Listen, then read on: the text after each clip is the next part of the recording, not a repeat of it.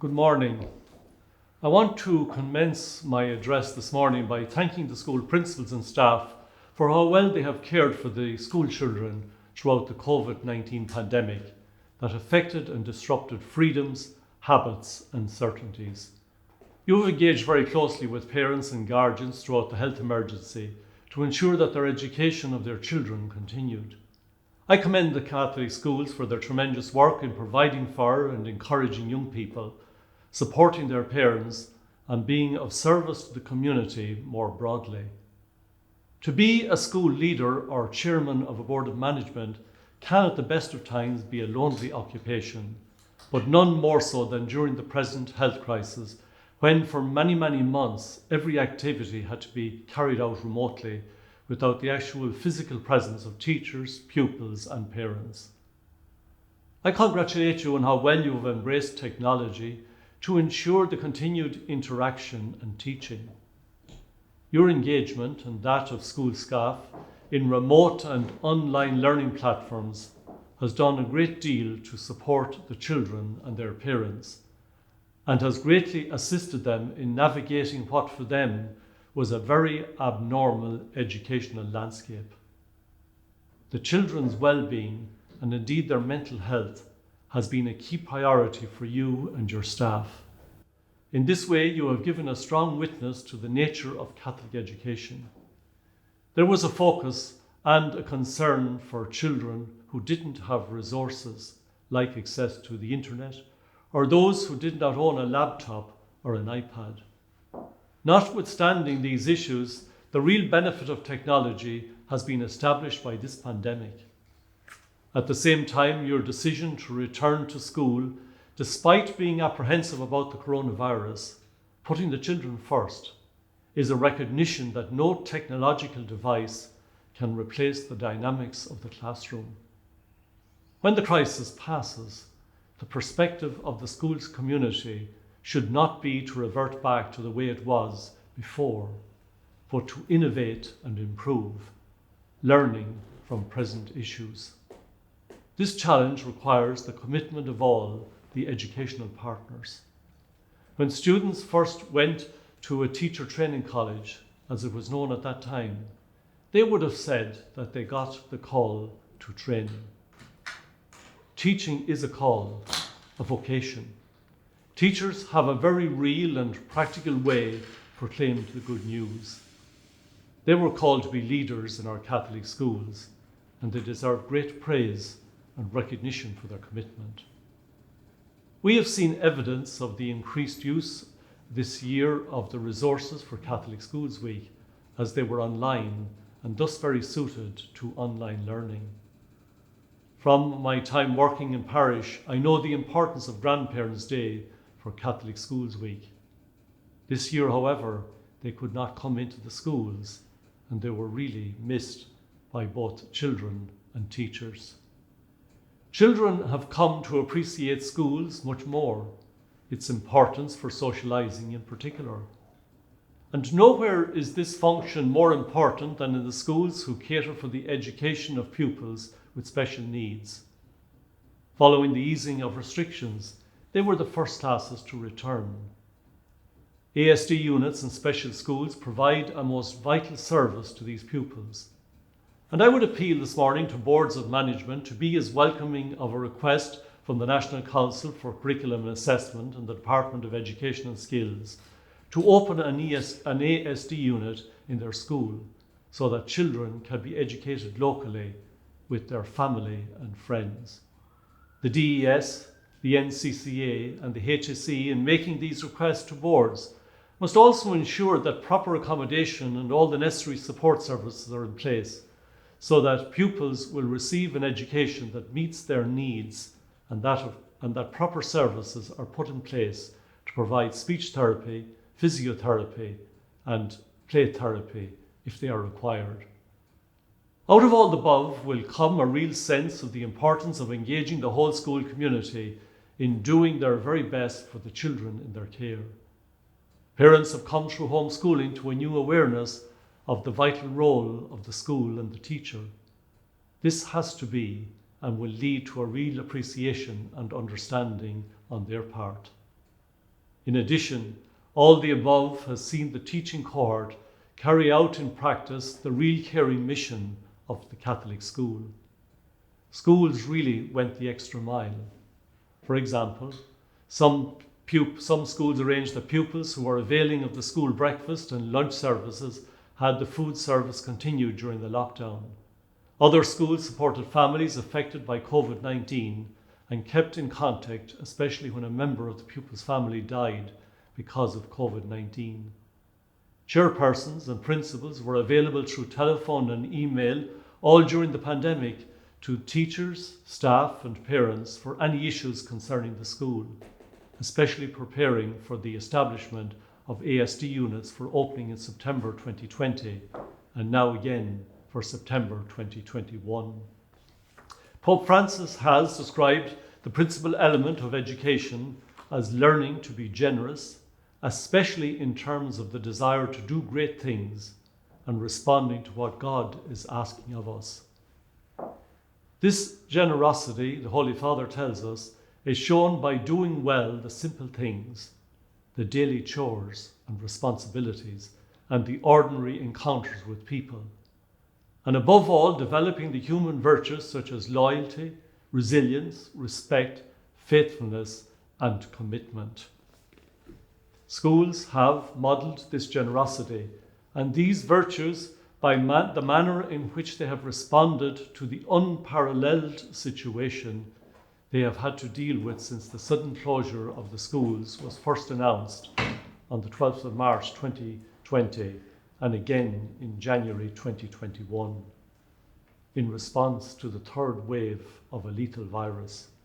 An immensely valuable component of the Catholic schools is the partnership between family, parish and school.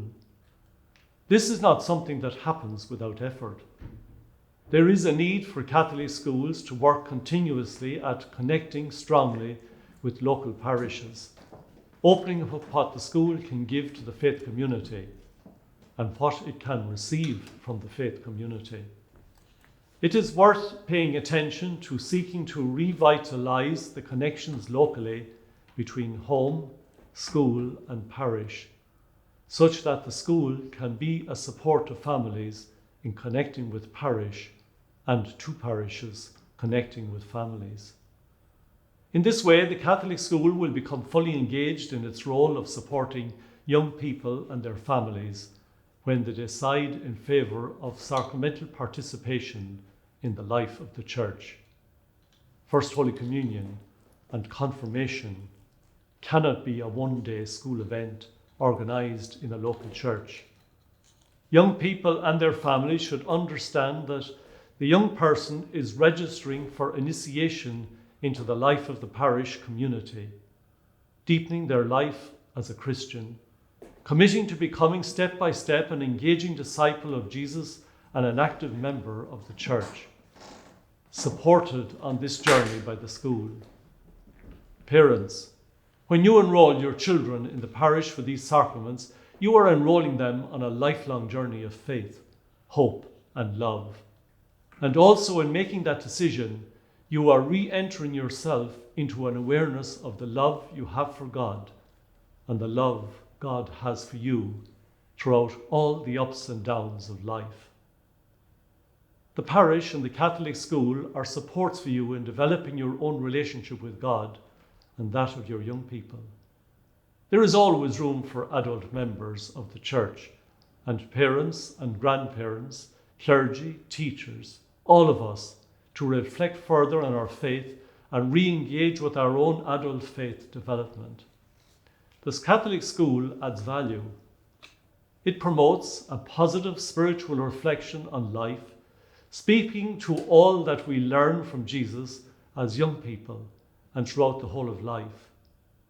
It sets the young person out on a life valuing the spiritual, the religious, the moral, as well as the intellectual, creative, physical, and social aspects of life.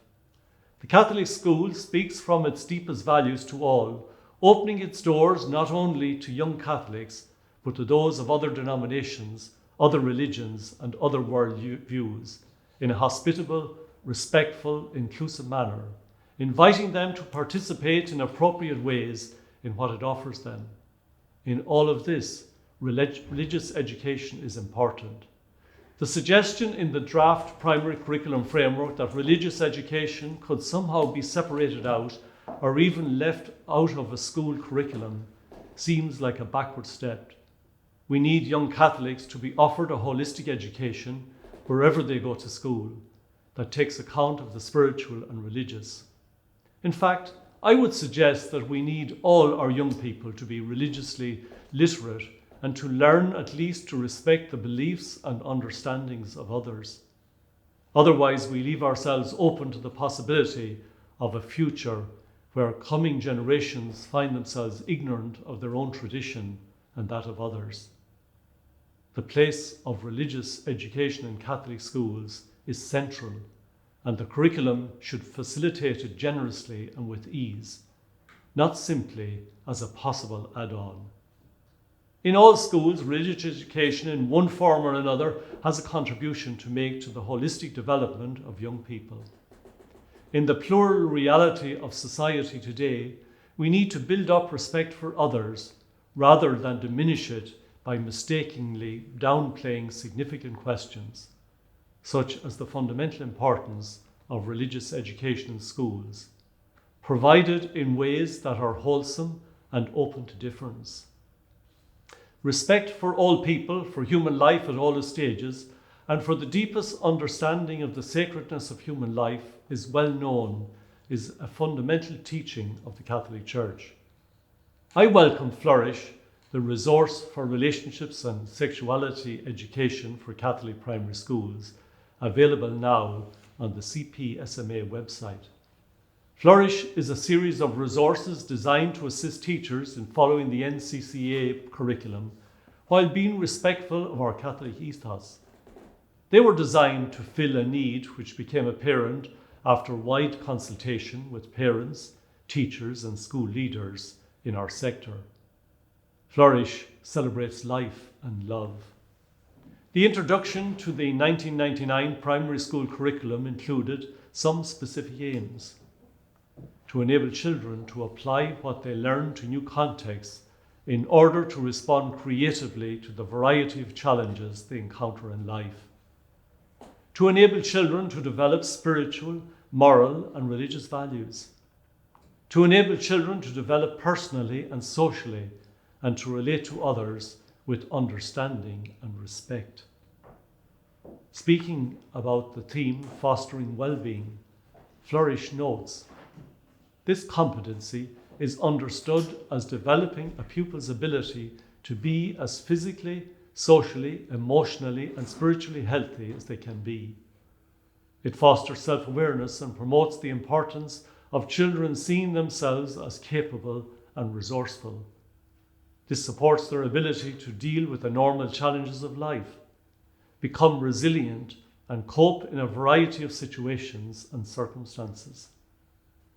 Catholic schools seek to create reflective learning spaces where all of life is dealt with in an appropriate, integrated, life-enhancing manner, and where the spiritual is given its rightful essential role in the establishment and maintaining of well-being.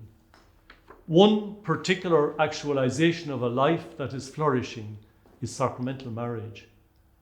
While the concept of sacrament may be difficult to grasp, the reality of sacramental life forms the bedrock of the Catholic approach to life and its mysteries. Mystery, because of its depth and intensity, puts before us the complexity and multi-layeredness of life. This is true for every person. It is a mystery to be embraced, not a problem to be solved. In this context, then, it is the sacramental marriage between a man and a woman to be seen. This does not mean that sacramental marriage in church is for everyone, but our faith asks that we put before our young people and their families such an understanding of marriage as part of their formation for life and in the faith. This is not to say that what is presented in a resource, even a resource as contemporary as Flourish, may be assumed to replace the wisdom and love that comes from commitment and joy, the giving and the sacrifices that all real marriages entail. You know as well as I that prefabricated answers are no substitute for the wisdom that comes from the experience of life. Indeed, there is always the risk of life-sapping ideology, which is the very opposite of well-being, vibrancy and hope that Flourish sets out to nurture. Flourish affirms the core of the Judeo-Christian tradition. Every human being is made in the image and likeness of God and is loved by God as they are. The resource material clearly states that any young person grappling with questions around their own gender, identity, or sexual orientation is to be treated with the utmost care and respect. Flourish addresses the issue of family type and acknowledges that love is at the very heart of family life, no matter what type of family it is. The Catholic Church in Ireland and Catholic schools celebrate joyfully the presence of the risen Christ in the life of the Church. We cherish his presence with us in love, supporting us and teaching us along the journey of life. May he continue to bless our Catholic schools, showing us how to open ourselves to his Spirit, share what we have learned, and become ever more responsive of the needs of all. In times of crisis, while seeking not to leave any child behind or alone, our mission is to place greater emphasis on education as it ensures a better future. Good morning and thank you.